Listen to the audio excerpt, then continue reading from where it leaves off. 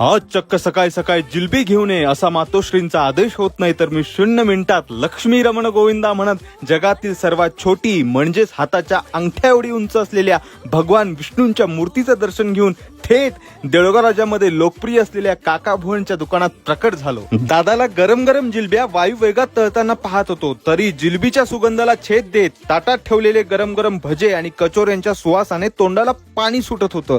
मग वेलकम मधल्या उदयभाई सारखं कंट्रोल विश्वा म्हणत धीर धरला. पिढी जातच हाताला चव असल्यामुळे दादाला अदृश्य करून मी जिलबी काढायला बसलो. माझं टॅलेंट पाहून काका मला परमनंट नोकरी देणार तेवढ्यात मी सांगितलेली जिलबी साखरेच्या पाकात आंघोळ करून कोरडी होऊन तयार झाली. यात्रेच्या वेळेस काकूंनी आईला हळदीचं कुंकू द्यायचं तर अनारकली कुंकू दिल्याने आई रागवली होती. तो राग या जिलबीच्या गोडव्यात विरघळून जावा म्हणून काकूंनी 100 ग्रॅम जिलबी एक्स्ट्रा दिली. काकू आहेत व्यावहारिक त्यामुळे 100 ग्रॅमचे पैसे घेतले ती गोष्ट वेगळी. काकूंनी प्रेमाने दिलेली जिलबी दादानी परत मागितली म्हणून मी तिथून पळ काढला.